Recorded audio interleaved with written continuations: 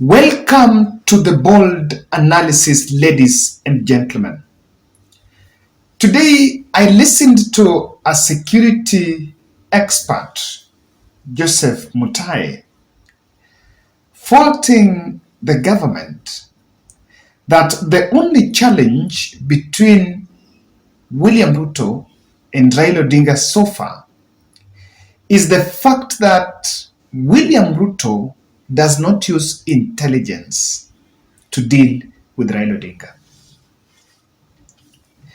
And in his own understanding, he's actually saying that in the handshake arrangement, there was a necessity for Uhuru Kenyatta to look for Raila Odinga, even though the debate is debatable on who looked for the other. But there was need to bring Raila Odinga in the fold because Raila was commanding a following. So what they're saying is this.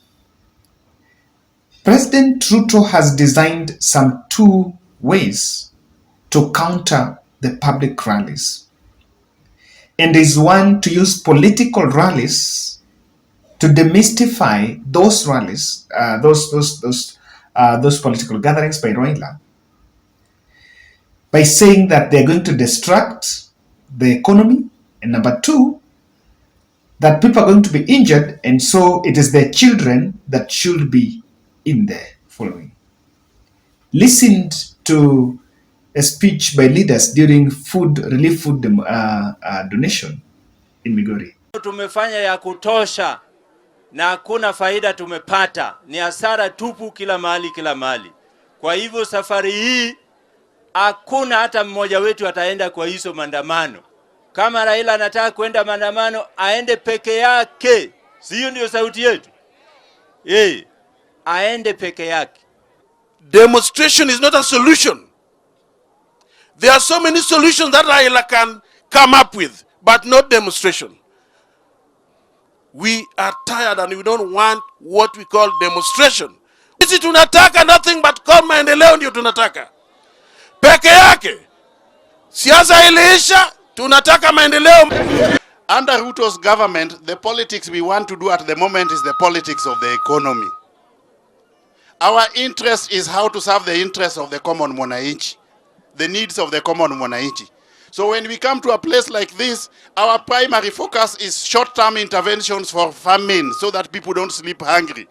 We want to do politics of the roads, politics of electricity, politics of water, politics of fishing at Mihur Bay. Mr. Murathe is actually saying that there are still millions of Kenyans who may not step in those mandamanos but will strongly associate with them. They will not go there. But with the digital penetration in the country, Kenyans will find avenues of expressing their dissatisfaction with the government of the day. And so, I am also one person that has been against those demonstrations, that maybe there are many other avenues that can be used. And I've seen those leaders saying that there are many other avenues. But could it also mean that maybe President Ruto has blocked the door for Raila team to address those issues? There are amendments that were rushed in the National Assembly and they were passed, even though Azimio have members of parliament there. And there is the other scenario of shelling out the other Azimio parties within Azimio.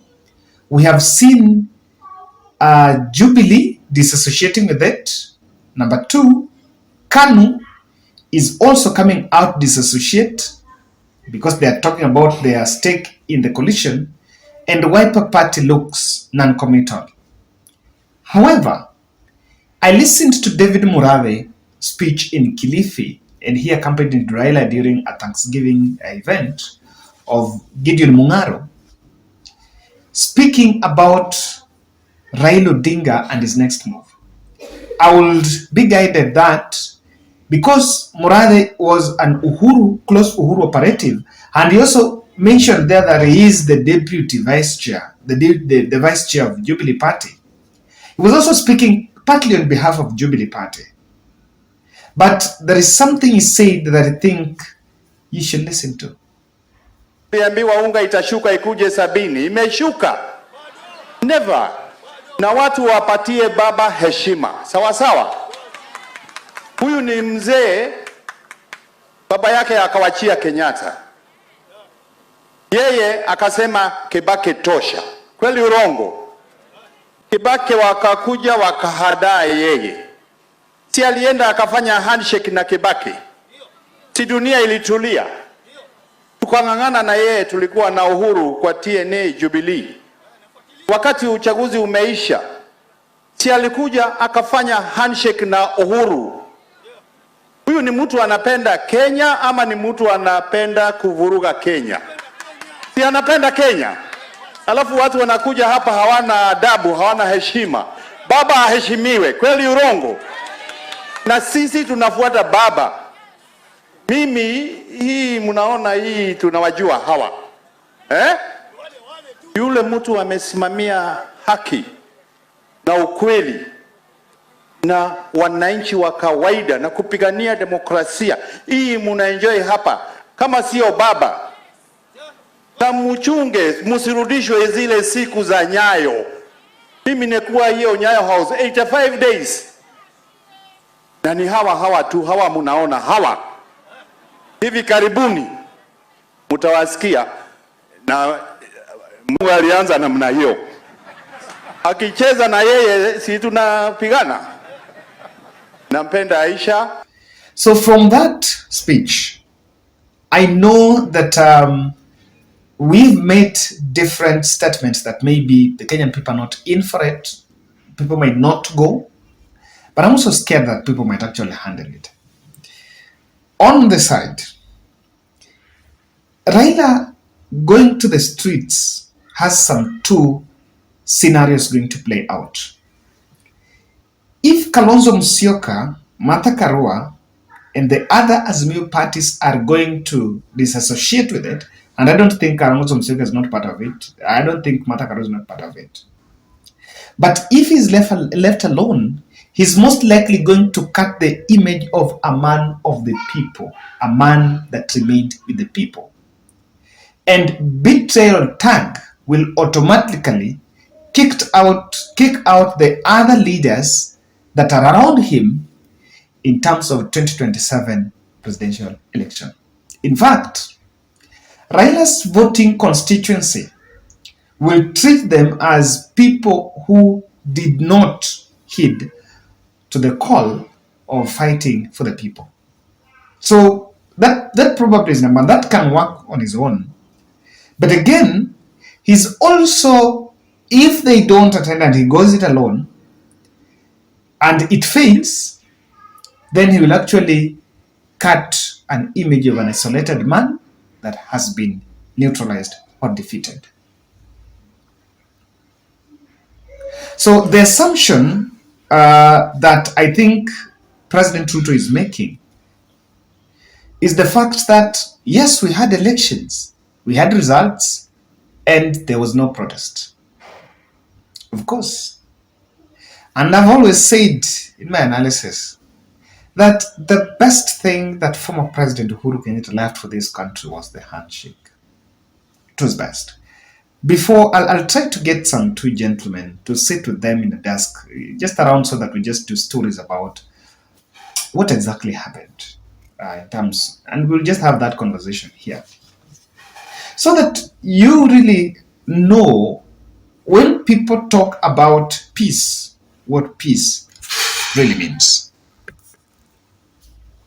I've always maintained that the call, the Raila has called public gatherings on 5th, on 7th, which I think is just testing the waters. Then they will return the same venue on 12th. Why do you think he's calling a parallel event? And in fact, there is no problem calling a parallel event, because not everyone must go. Even if there is the Uhuru, nothing stops you from organizing your own event. During Mashujaa Day, the stadium was empty. So if an alternative is going to be given, what do you expect? It will take upon the state operatives to lobby so that people can fill the stadium, because they don't want to see a repeat of what happened on Mashujaa Day. And that's what maybe Raila will do. Successfully, it can shame the government if yake itaja and the other one will not attract huge crowds. Now, I want to look at it differently and say there's some, I think, 4 solid factors that must be looked at. Kindly subscribe to our channel, click the notification bell, and like our video. So, number 1 is Raila is not alone in this. And there could be many forces behind the scene. There could be many forces behind the scene, leave alone the public. This has been addressed as, okay, it's going to be public. Ruto might actually be handling what is a well-oiled scheme. And with the workforce that we have now in the security sector, we have a demotivated workforce. Just recently, there were spikes of insecurity instances in the country. You're going to find the same people there. What do you expect? So we need to at least just handle it with intelligence and below the board. Newsrooms are idle. Oh my goodness. If you talk to journalists, there are no stories. Journalists are not having those. There's no stories. Unapata tu assignment, end up press conference. Yule, end up press conference. And there is no good story in a press conference. It's a very street, boring story.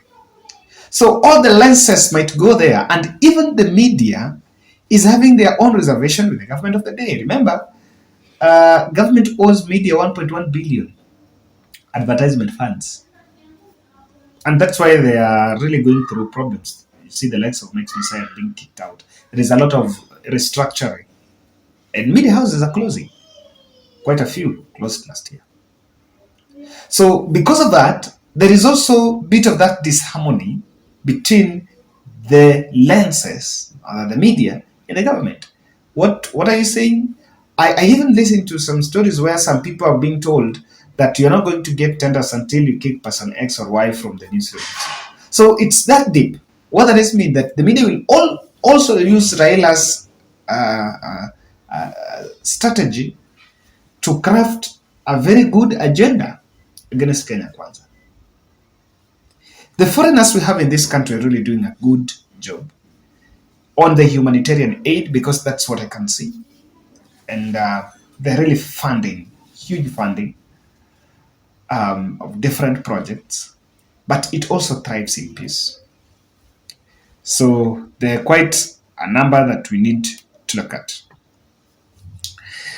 There is one who says, Raila's networks at grassroots base can deliver a counter narrative against government.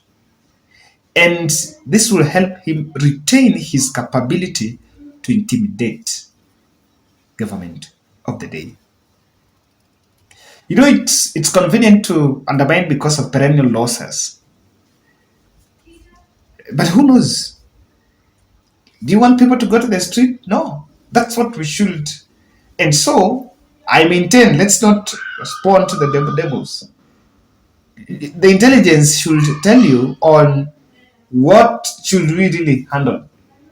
For me, I insist, let's talk about election reforms. Let's not talk about demonstration. So if you bring Raila to the fold, explain what we are going to do. I think that's what the conversation should be, what we're going to do in terms of election reforms. But demonizing the demos, for me, it's not the way to go with it. That's my take.